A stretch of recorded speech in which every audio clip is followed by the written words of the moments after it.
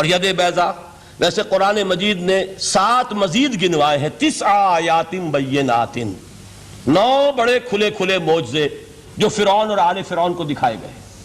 پھر آپ کو معلوم ہے کہ اسی عصا کی ضرب سے سمندر کا پھٹ جانا، اسی عصا کی ضرب سے ایک چٹان سے 12 چشموں کا پھوٹ بہنا، اور پھر یہ کہ من و سلوہ کا نزول ہے اور غمام ہے صحرا کے اندر جہاں کوئی چیز سائے کے لیے نہیں ہے، ان کے اوپر ابر کا سایہ کیا جا رہا ہے۔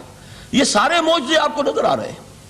اسی طریقے سے حضرت مسیح علیہ السلام، کیسے کیسے معجزے، مردہ کو کہا قم باذن اللہ اور کھڑا ہو گیا، گارے سے بنایا ایک پرندے کی شکل اور اس میں پھونک ماری اور اڑتا ہوا پرندہ ہو گیا۔ یعنی یہ کہ احیاء موتا اور خلق حیات یہ آخری معجزے ہو سکتے ہیں، اس لیے کہ یہ خالص اللہ تعالیٰ کے افعال ہیں۔ لیکن ذرا اس کانٹیکسٹ میں دیکھیے محمد کا معجزہ کیا ہے صلی اللہ علیہ وسلم۔ قرآن مجید جن لوگوں نے پڑھا ہے اور سمجھ کر پڑھا ہے، ترجموں سے پڑھا ہے، یا ویسے وہ عربی زبان سے واقف ہیں، ان کو معلوم ہے کہ قرآن بار بار کہتا ہے محمد کا معجزہ، یوں تو بے شمار واقعات ہوں گے لیکن اصل معجزہ صرف اور صرف قرآن ہے۔ اسی کو پیش کیا گیا کہ یہی ہے، آؤ مقابلہ کر لو۔ اصل میں معجزہ کہتے کسے؟ معجزہ کے معنی عاجز کر دینے والی شے۔ یوں تو اولیاء اللہ جو ہیں ہم ان کی کرامات کے قائل ہیں، اللہ تعالیٰ اپنے کسی نیک بندے کے مقام اور مرتبے کے اظہار کے لیے کسی وقت کوئی ایسی چیز ظاہر کر دے جو قانون طبیعی کے خلاف ہو، تو یہ کرامات اولیاء حق ہے۔ اور اس درجے کی جو ظاہر بات ہے کہ جب اولیاء کے لیے کرامات ہے تو انبیاء کے لیے تو بہت ہوں گی۔ اصل معجزہ کسے کہتے ہیں؟ جسے کوئی نبی چیلنج کے ساتھ پیش کرتا ہے کہ یہ ہے میری رسالت کا ثبوت، آؤ مقابلہ کر لو۔ حضرت موسیٰ علیہ السلام کے جو اصل معجزے تھے وہ 2 تھے۔ ایک عصا جس کا کہ مقابلہ کیا، آپ کو معلوم ہے کہ فرعون نے تمام جو جادوگر تھے پورے مملکت کے انہیں جمع کیا اور مقابلہ کیا۔ تو جس چیز کو کہ پیش کیا جائے چیلنج کے ساتھ کہ آؤ تو مقابلہ کر لو، وہ اصل معجزہ ہوتا ہے اس نبی اور رسول کا۔ تو حضور صلی اللہ علیہ وسلم کا اصل معجزہ، یعنی معجزات، آپ یہ مغالطے میں مبتلا نہ ہو، میں بقیہ معجزات کی نفی نہیں کر رہا، یہ واقعات اپنی جگہ حق ہیں کہ حضور کو پتھر سلام کرتے تھے۔ حضور صلی اللہ علیہ وسلم جس کھجور کے تنے کے ساتھ ٹیک لگا کر خطبہ دیا کرتے تھے، جبکہ ابھی مسجد نبی میں ممبر نہیں بنا تھا، جب تعداد زیادہ ہو گئی مسلمانوں کی اور ضرورت محسوس ہوئی کہ ذرا بلند مقام پر کھڑے ہو کر آپ خطبہ ارشاد فرمائیں، تو پھر وہ ممبر بنا کر رکھا گیا۔ پہلے مرتبہ جب آپ ممبر پر چڑھ رہے تھے خطبہ دینے کے لیے، تو اس کھجور کے سوکھے تنے میں سے ایسی آواز آئی جیسے کوئی بچہ بلک بلک کر رو رہا ہو کہ وہ سعادت جو مجھے حاصل رہی تھی آج تک میں محروم ہو گیا۔ تو یہ انبیاء کا مقام ہے۔ مولانا روم نے اسی لیے کہا ہے کہ فلسفی کو منکر حنانہ است، از حواس انبیاء بیگانہ است۔ فلسفی اور عقلیت پرست انسان وہ تو حنانہ کا انکار کر دے گا، کیسے ممکن ہے سوکھا تنا اور اس کے اندر سے بچے کی طرح بلکنے کی آواز آئے، لیکن یہ اس لیے کہ وہ انبیاء کے خصوصی احوال جو ہے ان کو جانتا نہیں۔ اس قسم کے خرق عادت واقعات حضور کی زندگی میں بھی بے شمار ہوئے، لیکن حضور کا وہ معجزہ جس میں تحدی کے ساتھ چیلنج کے انداز میں کہا گیا کہ آؤ مقابلہ کر لو، وہ صرف اور صرف قرآن ہے۔ چنانچہ آپ سورہ بنی اسرائیل میں دیکھیں گے قُلْ لَئِنِ اجْتَمَعَتِ الْإِنسُ وَالْجِنُّ عَلَىٰ أَن يَأْتُوا بِمِثْلِ هَٰذَا الْقُرْآنِ لَا يَأْتُونَ بِمِثْلِهِ وَلَوْ كَانَ بَعْضُهُمْ لِبَعْضٍ ظَهِيرًا۔ اے نبی چیلنج کر دیجئے، اگر تمام انسان اور تمام جن مل کر یہ چاہیں کہ اس قرآن جیسی کوئی تصنیف کر دیں، تو چاہے وہ ایک دوسرے کا کتنی بھی اس میں مدد کریں اور تعاون کریں، وہ ہرگز قرآن جیسی کتاب تصنیف نہیں کر سکتے۔ اس سے آگے بڑھ کر یہ بات کہی گئی، اچھا پورا قرآن نہیں لا سکتے، اس قرآن کی طرح کی 10 صورتیں ہی تصنیف کر لو۔ جب اس کا بھی جواب نہیں دیا گیا تو جسے کہتے ہیں برسبیل تنزل، اور پنجابی میں کہتا ہے کہ برے کو گھر تک پہنچانا، وہ برے کو گھر تک پہنچانے کے لیے فرمایا ایک صورت ہی بنا لاؤ۔ یہ سورہ ہود میں اور سورہ یونس میں یہ مضمون آیا، اور پھر سورہ بقرہ میں ہجرت کے بعد جو پہلی سورت نازل ہوئی اس میں پھر اس کو دہرا دیا گیا، وَإِن كُنتُمْ فِي رَيْبٍ مِّمَّا نَزَّلْنَا عَلَىٰ عَبْدِنَا فَأْتُوا بِسُورَةٍ مِّن مِّثْلِهِ وَادْعُوا شُهَدَاءَكُم مِّن دُونِ اللَّهِ إِن كُنتُمْ صَادِقِينَ۔ کہ اگر تمہیں کوئی شک ہے اس کتاب کے بارے میں جو ہم نے نازل فرمائی ہے، شک کیا ہوگا؟ شک اسی بات میں ہوگا کہ شاید یہ محمد کا اپنا کلام ہے صلی اللہ علیہ وسلم، یا کوئی اور انسان ہے جو انہیں سکھا پڑھا رہا ہے۔ اگر تمہیں اس نوعیت کا کوئی شک ہے تو اس جیسی ایک صورت بنا لاؤ۔ فاتو بسورۃ من مثلہ، اور نوٹ کیجئے گا سورۃ العصر بھی سورت ہے، سورۃ الکوثر بھی سورت ہے، 3 آیات بھی اگر ایسی تم تصنیف کر کے لے آؤ تب تو تمہیں کچھ شک کرنے کا حق حاصل ہوگا، اور اگر نہیں کر سکتے تو جان لو فَإِن لَمْ تَفْعَلُوا وَلَن تَفْعَلُوا، پھر اگر تم ایسا نہ کر سکو اور ہرگز نہیں کر سکو گے، ذرا چیلنج کا انداز دیکھیے کہ ہرگز نہیں کر سکو گے، فَاتَّقُوا النَّارَ الَّتِي وَقُودُهَا النَّاسُ وَالْحِجَارَةُ، تو ڈرو اس آگ سے جس کا ایندھن بنیں گے انسان اور پتھر۔ اب اس بات کو سمجھیے کہ تاریخی حقیقت ہے یہ، جس کا کوئی کافر انکار نہیں کر سکتا، کہ وہ کوئی شخص اس چیلنج کو قبول کرنے کی جرات نہیں کر سکا۔ اگر جھوٹ موٹ کو بھی کوئی کھڑا ہو جاتا اور کہتا کہ ٹھیک ہے میں نے یہ ایک صورت بنائی ہے اور میرا دعویٰ یہ ہے کہ یہ قرآن جیسی ہے، تو ایک کنٹروورسی تو پیدا ہو جاتی نا، کچھ لوگ چاہے کہتے کہ نہیں یہ قرآن کے سطح کی نہیں ہے، لیکن یہ کہ اس کا دعویٰ تو ہو جاتا۔ لیکن تاریخ یہ بتا رہی ہے کہ سرے سے کسی شخص نے اس کی جرات نہیں کی، اس درجے وہ قرآن سے مرعوب ہوئے۔ تو حضور کا سب سے بڑا معجزہ جو آج تک زندہ ہے، اس کو ذہن میں رکھیے، میں نے جو حضرت موسیٰ حضرت عیسیٰ کے معجزات گنوائے ہیں وہ در حقیقت ان کی اپنی ذات کے ساتھ تھے۔ ید بیضا موسیٰ کے ساتھ تھا، عصا معجزہ اس وقت تھا جب موسیٰ کے ہاتھ میں تھا، اس کے بعد کئی سو برس تک وہ صندوق سکینہ جو ہے، تابوت سکینہ، اس میں وہ عصا رکھا رہا، لیکن اب وہ معجزہ نہیں تھا، وہ سوکھی لکڑی تھی، اس کے سوا کچھ نہیں۔ تو تمام انبیاء اور رسول کے معجزے ختم ہو گئے، وہ ان کی ذات کے ساتھ تھے۔ محمد الرسول اللہ کی رسالت دائمی ہے تا قیام قیامت، لہذا معجزہ بھی آپ کا دائمی ہے، وہ معجزہ آج بھی موجود ہے۔ البتہ میں ادھر ضرور توجہ دلاؤں گا کہ قرآن مجید کے اعجاز کے 3 پہلو ہیں۔ پہلا پہلو، اور زیادہ تر اسی کی طرف توجہ زیادہ ہوئی ہے، وہ ہے قرآن کی فصاحت، بلاغت، ادبیت، اس کی چاشنی۔ ظاہر بات ہے کہ اس کا شعور اور ادراک صرف عربوں کو ہو سکتا ہے، بلکہ میرے خیال میں ناراض نہ ہو اہل عرب تو آج کے عربوں کو بھی نہیں ہو سکتا۔ یہ اسی دور کے عرب، ان کی اپنی جو اس وقت کی زبان تھی، اس زبان میں فصحاء، بلغاء، شعراء، خطباء، ان کو اتنا ذوم تھا کہ وہ باقی پوری دنیا کو کہتے تھے یہ گونگے ہیں، بولنا ہمیں آتا ہے، خطیب ہم ہیں، شاعر ہم ہیں، خطبہ ہم دے سکتے ہیں، شعر ہم کہہ سکتے ہیں، باقی سب تو عجمی ہیں، گونگے ہیں، ان کے اندر نہ فصاحت ہے، نہ بلاغت ہے، نہ ان کے کلام میں چاشنی ہے، نہ اس کے اندر کوئی شکوہ ہے۔ یہ دعویٰ جنہیں تھا، جب ان کے منہ بند ہو گئے قرآن کو سننے کے بعد کہ اس کلام کا کوئی مقابلہ ممکن نہیں ہے، جو ان کے سبع معلقہ کے شعراء میں سے آخری شاعر وہ ایمان لے آئے، اس کے بعد جب ان سے کہا گیا کہ اب آپ شعر نہیں کہتے، حضرت عمر نے ایک مرتبہ ان سے سوال کیا کیا بات ہے، اب آپ نے شعر کہنے چھوڑ دیے؟ تو ان کا جواب یہ تھا اب بعد القرآن، کیا اب قرآن کے بعد بھی اس کا امکان ہے کہ کوئی شخص اپنی فصاحت اور بلاغت کا کوئی اظہار کرنا چاہے؟ یہ تو فصاحت اور بلاغت کی ایک معراج ہے کہ جس تک کہ اب کسی انسان کی رسائی ممکن نہیں۔ تو فصاحت اور بلاغت جو ہے قرآن کی اور اس کی ادبیت، در حقیقت اس کا ادراک تو ہو سکتا ہے صرف اہل زبان کو۔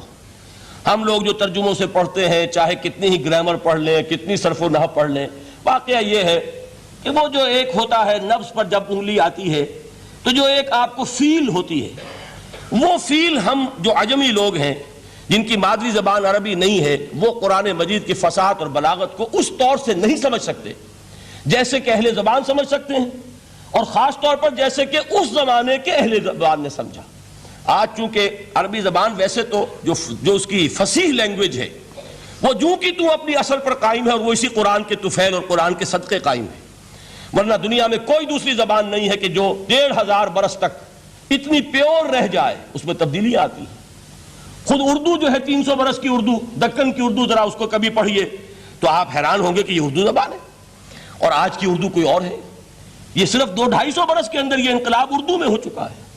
عربی زبان 1500 برس سے وہ قائم ہے اپنے اسی جگہ پر، اور وہ صرف قرآن کا اعجاز اور قرآن کا صدقہ ہے، لیکن باقی جو اصل میں بولی جانے والی زبانیں ہیں وہ بہت بدل چکی ہیں۔ لہذا تمام اہل عرب کے لیے بھی اب قرآن کے اس پہلو کو صحیح طور پر سمجھنا ممکن نہیں ہے۔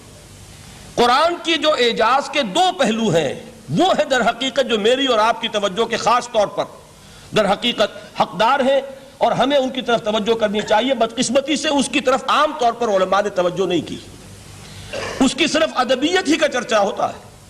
اصل میں قرآن مجید علم انسانی کی معراج، فکر، فلسفہ، حکمت، قرآن کی ابدی حکمت، قرآن کا ابدی فلسفہ، قرآن انسانی مسائل کا جو حل دیتا ہے، قرآن نے سوشل سائنسز میں جس طریقے سے رہنمائی کی ہے، یہ دو پہلو ہیں اس کے اعجاز کے، جس کی کہ آج ہمیں ضرورت ہے کہ ہم اس کا شعور اور ادراک حاصل کریں۔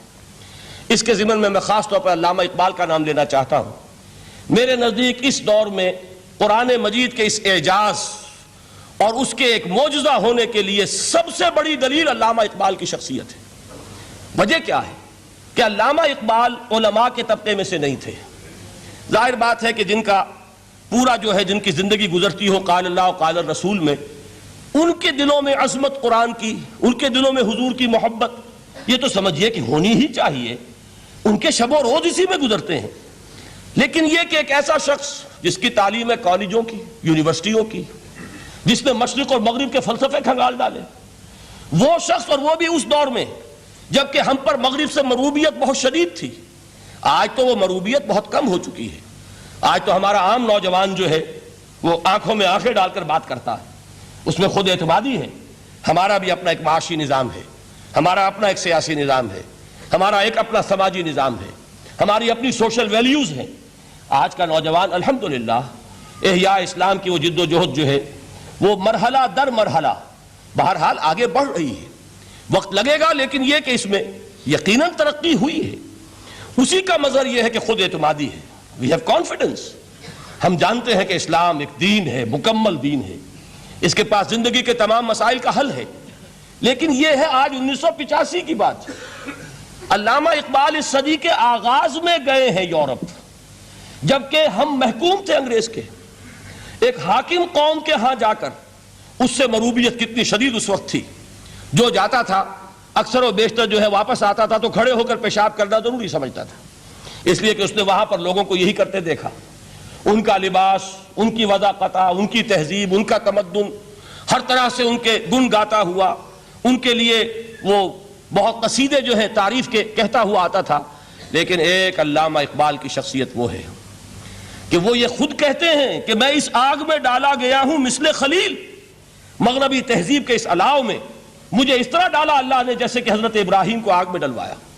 میں اس تہذیب کے اس الاؤ کے اندر سے ہو کر آ رہا ہوں، اور میں نے یہ دیکھ لیا ہے کہ یہ تہذیب کھوکھلی ہے، اس کے اندر کوئی پائیداری نہیں ہے، نظر کو خیرہ کرتی ہے تب چمک تہذیب حاضر کی، یہ صناعی مگر جھوٹے نگوں کی ریزہ کاری ہے۔ اور دیار مغرب کے رہنے والوں، خدا کی بستی دکان نہیں ہے، کھڑا جسے تم سمجھ رہے ہو وہ اب زرے کا معیار ہوگا۔ تمہاری تہذیب اپنے خنجر سے آپ ہی خودکشی کرے گی، جو شاخ نازک پہ آشیانہ بنے گا نا پائیدار ہوگا۔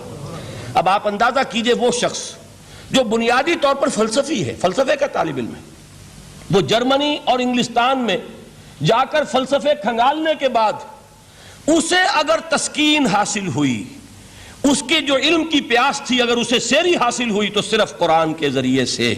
نہ کہیں جہاں میں اما ملی، جو اما ملی تو کہاں ملی میرے جرم خانہ خراب کو تیرے عفو بندہ نواز میں۔ یہ وہ شخص ہے، آخری زندگی میں ان کا کام صرف ایک رہ گیا تھا، قرآن کی تلاوت۔ بڑے بڑے فلسفی ملنے آتے تھے علامہ اقبال سے ملنے، وہ سمجھتے تھے بڑی لائبریری ہوگی، جیسے بڑے وکیل اس کی لائبریری آپ کو معلوم ہے کتنی جلدیں رکھی ہوں گی، خوبصورت جلدیں بنی ہوئی، ایسے ہی کوئی بڑا فلسفی، بڑا پروفیسر، اس کی سٹڈی، اس کی کتابیں بڑی مروب کن ہونی چاہیے۔ لیکن علامہ اقبال کے ہاں سب کتابیں اٹھوا دی تھی انہوں نے، صرف ایک کتاب رہ گئی، اور سید نذیر نیازی کا نام آپ نے سنا ہوگا۔ انہوں نے جب یہ گواہی دی ہے، یہ واقعہ شاید آپ کے علم میں نہ آیا ہو، یہ بہت اہم واقعہ ہے۔ وہ یہ لکھتے ہیں کہ میں نے ایک مرتبہ علامہ سے پوچھا کہ کچھ لوگ اعتراض کرتے ہیں یا یہ خیال ظاہر کرتے ہیں کہ آپ نے اپنا فلسفہ خودی نیٹشے سے لیا ہے، کوئی کہتا ہے فلاں سے لیا ہے، کوئی کہتا ہے فلاں سے لیا ہے، کچھ آپ خود بتا سکیں گے کہ آپ کے فلسفہ خودی کی سورس کیا ہے؟ تو علامہ نے کہا کہ اچھا کل فلاں وقت آ جانا تو میں تمہیں لکھوا دوں گا، ڈکٹیٹ کرا دوں گا۔ تو سید نذیر نیازی کہتے ہیں کہ میں بہت خوش ہوا کہ یہ سعادت میرے حصے میں آ رہی ہے کہ علامہ اقبال خود مجھے تحریر کرائیں گے کہ میرے فلسفے کی سورس کیا ہے، میں نے کہاں سے اخذ کیا ہے۔ دوسرے روز وہ گئے، حاضر ہوئے، بڑے ہی ارمانوں کے ساتھ پینسل اور کاپی لے کر بیٹھے، علامہ نے فرمایا ذرا قرآن مجید نکال لاؤ. وہ قرآن مجید لائے, حیران ہوئے, یہ فلسفے کا سورس مجھے ڈکٹیٹ کرانے چلے تھے, یہ قرآن مجید کہہ رہے. کہا کہ ذرا سورۃ الحشر اس کا آخری رکوع, وَلَا تَكُونُوا كَالَّذِينَ نَسُوا اللَّهَ فَأَنسَاهُمْ أَنفُسَهُمْ أُولَٰئِكَ هُمُ الْفَاسِقُونَ. اے لوگوں, ان لوگوں کے مانند نہ ہو جانا جنہوں نے اللہ کو بھلا دیا تو اللہ نے انہیں اپنی خودی سے غافل کر دیا, اپنے آپ سے بیگانہ بنا دیا. یہی ہیں لوگ جو فاسق ہیں. علامہ نے کہا میرے فلسفے کی سورس یہ میں آپ کو بتانا چاہتا ہوں. اس معنی میں میں کہتا ہوں کہ اس دور میں علامہ اقبال کی شخصیت کو میں اعجاز قرآن کا سب سے بڑا مظہر سمجھتا ہوں. ایک شخص 20ویں صدی عیسوی کی شخصیت, اور پھر یہ کہ وہ کہیں مسجد اور کسی مدرسے کے ماحول میں پلا بڑھا نہیں ہے, بلکہ اسکولوں اور کالجوں میں اور یونیورسٹیوں میں, اور صرف ہندوستان میں نہیں, انگلستان اور جرمنی کی یونیورسٹیوں میں رہا, جس نے اپنا لوہا منوایا ہے. وہ شخص اگر یہ کہتا ہے کہ میرے لیے فکر کی بنیاد, میرے فلسفے کی سورس, میری تمام سوچ کی رہنمائی جو ہے وہ اس کتاب نے کی ہے, تو معلوم ہوا کہ واقعتاً یہ قرآن مجید آج بھی معجزہ ہے. یہ بات تو ہوئی فلسفے اور فکر کے اعتبار سے. دوسرا پہلو جو اپلائیڈ پہلو ہے اس دور کے اعتبار سے وہ اہم تر ہو گیا ہے. انسان کے لیے جو پیچیدہ تمدنی مسائل ہیں, سیاسی مسائل کو کیسے حل کیا جائے, معاشی مسائل کا حل کیسے ہو, سماج میں توازن کیسے ہو, مرد اور عورت کے درمیان توازن کیسے ہو. ہوتا کیا ہے, یا عورت بھیڑ بکری کی طرح کی ملکیت بن جاتی ہے. ہمارے ہاں اردو میں جو اس کا محاورہ ہے کہ جوتی کی نوک, یہ اس کی حیثیت ہو جائے گی, یا دوسری طرف عورت کلوپیٹرا بن کر قوموں کی قسمتوں سے کھیلے گی.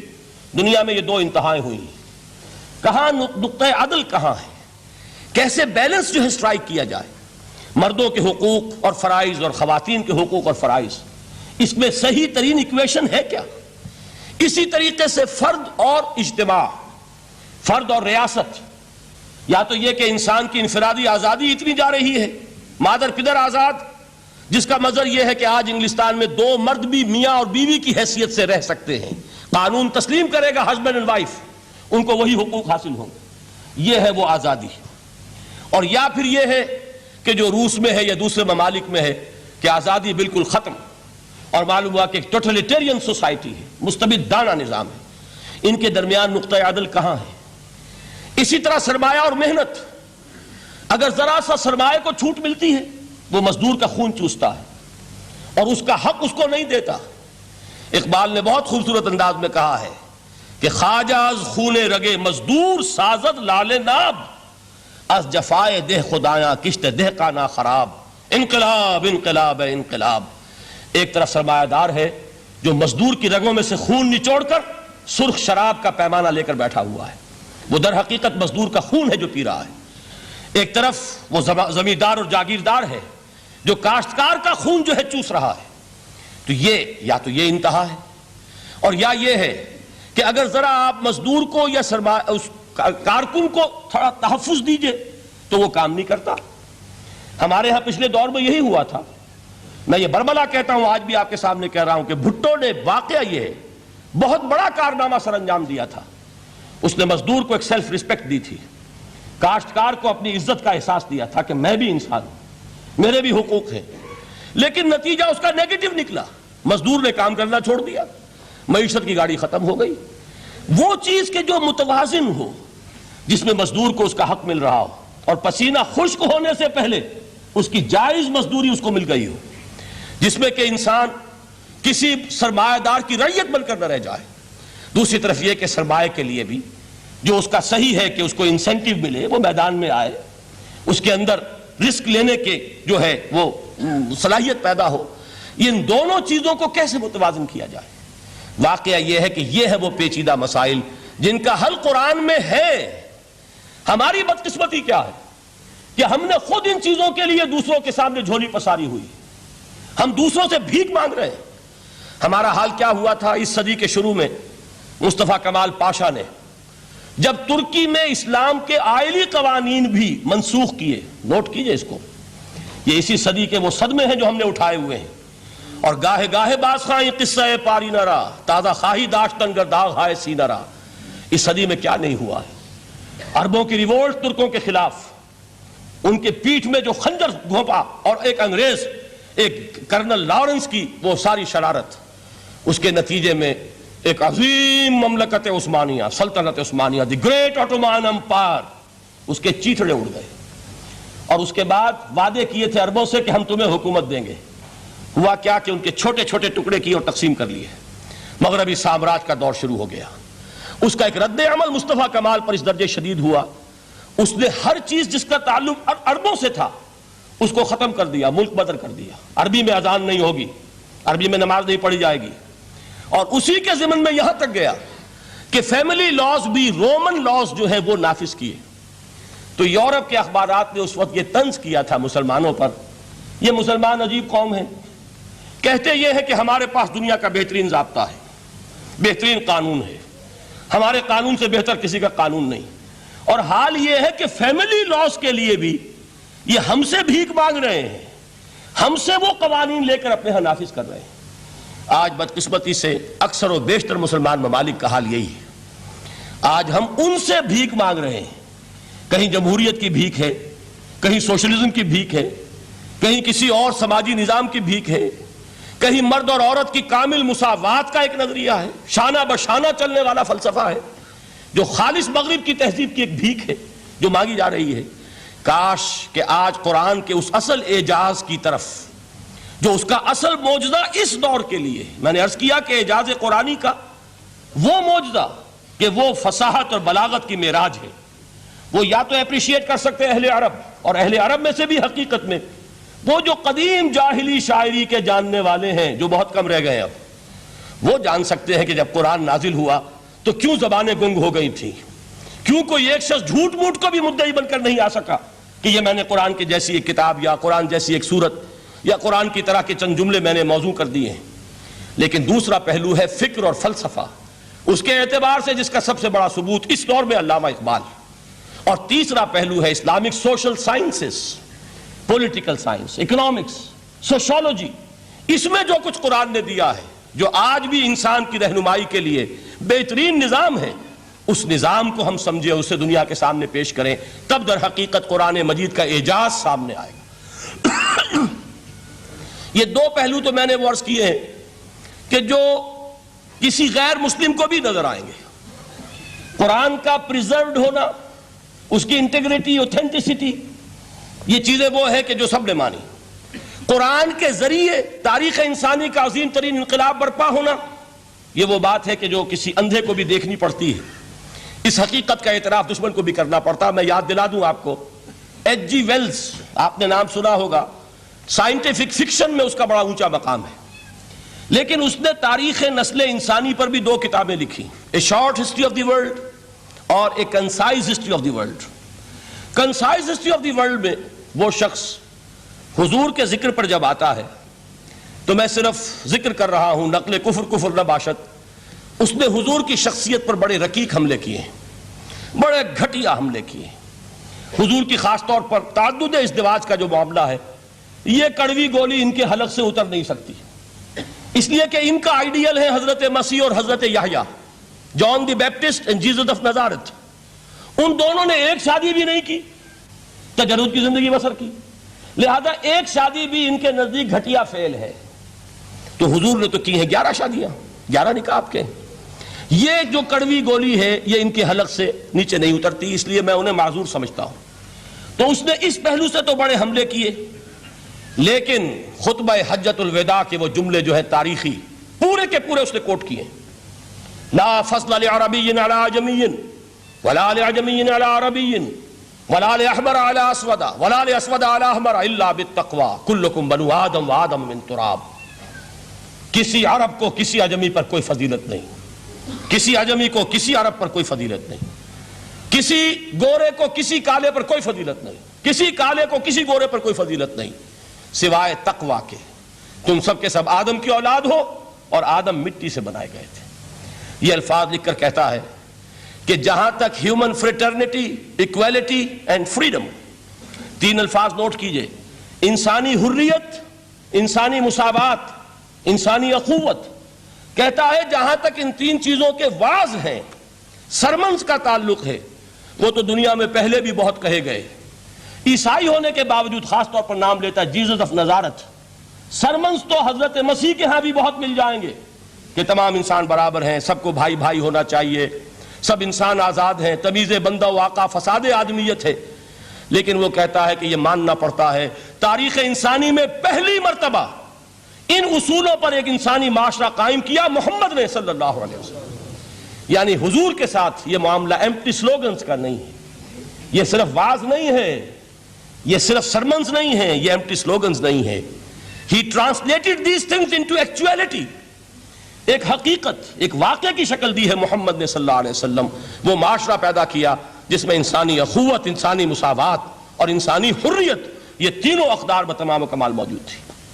یہی وجہ ہے اس صدی میں نوٹ کیجئے گاندھی جی, موہن داس کرم چند گاندھی, جس کو آج پوری دنیا میں تسلیم کیا جاتا ہے, عالم عرب میں بھی مہاتما گاندھی کی بڑی عزت ہے. پنڈت نہرو کا کسی زمانے میں استقبال ہوا تھا ریاض میں, تو ہمیں بہت غصہ آیا تھا کہ مرحبا برسول السلام, welcome to the prophet of peace. یہ الفاظ تھے کہ جن سے پنڈت نہرو کا استقبال ہوا تھا. غصہ ہمیں بہت آیا, یہ رسول کا لفظ استعمال کر دیا انہوں نے. بعد میں ہم نے سوچا بھائی رسول کے معنی ان کے ہاں ایلچی کے ہیں, تو انہوں نے اس کو اپنی جو بھی غلطی میں سمجھا یا صحیح سمجھا اس کو چھوڑ دیجئے, میں کوئی سیاسی گفتگو نہیں کرنا چاہتا. انہوں نے سمجھا کہ یہ شخص اس وقت امن کا پیغام بر ہے, لہذا اس کو ویلکم کیا ہے. بہرحال گاندھی جی کا جہاں تک معاملہ ہے, آپ کے علم میں ہے کہ پوری دنیا میں اس شخص کی عظمت کو تسلیم کیا گیا ہے. ہمارا معاملہ ہندوستانی مسلمانوں کا معاملہ یہ دوسرا ہے. وہ تو آپ کو معلوم ہے کہ جوتا جسے کاٹتا ہے اسے پتا چلتا ہے کہ یہ جوتی کاٹ رہی ہے, ورنہ دیکھنے والے کو پتا چلے گا بڑا خوبصورت جوتا ہے, بڑا عمدہ جوتا ہے, کوئی اس میں خرابی نہیں ہے. لیکن جسے وہ پنچ کر رہی ہے اسے پتا ہے کہ یہ ہے کیا. اس اعتبار سے ہمارا معاملہ علیحدہ ہے, لیکن دنیا کو بہت خوبصورت اور بہت ہی اعلیٰ اور بہت ہی اونچی شخصیت ایک نظر آتی ہے. بہرحال ایک پہلو سے یقیناً ماننا پڑے گا اس کی عظمت کو کہ ہندو قوم کے لیے اور ہندوستان کے لیے, اس کی آزادی کے لیے جو عظیم جد و جہد کی ہے, اس میں کوئی شک نہیں. میں اس وقت جو بات عرض کرنا چاہتا ہوں کہ 1937 کا تصور کیجئے. 1937 میں آپ کو معلوم ہے 1935 میں قانون بنا تھا اور پہلی مرتبہ الیکشنز ہوئے تھے بر صغیر میں 1937 میں, اور وہ ہوئے تھے صوبائی الیکشنز. ان کے نتیجے میں وزارتیں قائم ہوئی. مسلم لیگ نے بائیکاٹ کیا تھا الیکشن کو, لہذا پورے ہندوستان میں تمام صوبوں میں کانگریس کے وزراء کی وزارتیں بنی. ہریجن اخبار میں ایک مقالہ لکھا تھا گاندھی جی نے اس وقت, جس میں کہ ان کانگریسی وزراء کے سامنے نصیحت کے انداز میں یہ بات رکھی تھی کہ آج جب کہ آپ لوگوں کو اختیار مل رہا ہے اور حکومت, یہ پہلی انسٹالمنٹ تھی جو انگریزوں نے دی تھی ہمیں, سیلف رول یا ہوم رول کی پہلی انسٹالمنٹ تھی, تو جو بھی تمہیں اختیارات مل رہے ہیں اس میں میں تمہارے سامنے حضرت ابو بکر اور حضرت عمر کی مثال رکھتا ہوں. یہ ہے وہ بات کہ جادو وہ جو سر چڑھ کر بولے. عربی میں کہتے ہیں الفضل ما شہدت بہ الاعداء, اصل فضیلت وہ ہے جس کا کہ دشمن اعتراف کرے. مہاتما گاندھی اگر اعتراف کر رہا ہے کہ تاریخ انسانی کی عظیم ترین شخصیتیں حکومت کی سطح پر وہ ابو بکر اور عمر ہیں, تو ابو بکر اور عمر کس درخت کے پھل ہیں؟ وہ شجرہ طیبہ, شجرہ نبوت ہے کہ جس کے پھل ہیں ابو بکر اور عمر, جن کو تربیت دی ہے محمد نے صلی اللہ علیہ وسلم. تو معلوم ہوا کہ یہ چیزیں وہ ہیں کہ جس کا لوہا آج دنیا مان رہی ہے. لہذا ہمیں قرآن مجید کے اعجاز کے پہلو سے ان اعتبارات سے خود بھی توجہ کرنی چاہیے اور دنیا کو بھی ادھر متوجہ کرنا چاہیے. اب میں تبرکاً 3 مقامات سے میں نے آیات پڑھی ہیں. قرآن مجید کی عظمت کا وہ ادراک اور شعور جو ہمیں ہو سکتا ہے, ہم وہ کہ جو قرآن کو مانتے ہیں اللہ کا کلام, ہم اس بنیاد پر سمجھے کہ اللہ نے اپنے کلام کی کیا مدح کی ہے. اور نمبر 2 یہ فارسی کا ایک مصرع ہے کہ قدر گوہر شاہ داند یا بداند گوہری. ہیرے جواہرات کی قدر و قیمت یا بادشاہوں کو معلوم ہوتی ہے جو ان میں کھیلتے ہیں, اور یا یہ کہ جوہری کو جو ان کا کاروبار کرتا ہے, جانتا ہے, پہچان ہے, پرکھتا ہے. عام آدمی کو کیا پتا, اس کے ہاتھ پہ اگر کوئی آپ ہیرا رکھ دیں وہ سمجھے شاید کو کوئی کانچ کا ٹکڑا ہے, اسے اس کے اندر کوئی فرق محسوس نہیں ہوگا. قدر گوہر شاہ داند یا بداند گوہری, کہ ہیرے جواہرات جو ہیں ان کی قدر و قیمت کا اندازہ یا بادشاہوں کو ہوتا ہے یا جوہری کو ہوتا ہے. تو قرآن مجید کا عظمت کا صحیح ادراک یا اللہ کو ہے یا محمد الرسول اللہ کو ہے صلی اللہ علیہ وسلم. باقی جو کچھ دنیا دیکھتی ہے وہ تو وہ ظاہر کا ایک پہلو ہے، وہ تاریخی حقائق ہیں جو میں نے آپ کے سامنے رکھے. باقی قرآن مجید کی عظمت کا کوئی صحیح ادراک ہو سکتا ہے یا وہ اللہ تعالیٰ کی زبانی اور یا ہوگا محمد الرسول اللہ صلی اللہ علیہ وسلم کے فرامین کی روح سے. اسی لیے میں نے 3 جگہ سے آیات پڑھی ہیں. ایک مقام سے سورہ رحمان کی ابتدائی 4 آیات، سورہ یونس کی 2 آیات، سورہ حشر کی 1 آیت، اور 3 احادیث نبویہ ہیں جن کا میں نے ذکر کیا ہے، اس لیے کہ تیسری جو ہے وہ بہت طویل حدیث ہے، وہ پوری میں اس وقت نہیں پڑھ سکتا تھا. اس کے صرف ابتدائی اور آخری کلمات میں نے اس وقت آپ کو سنائے.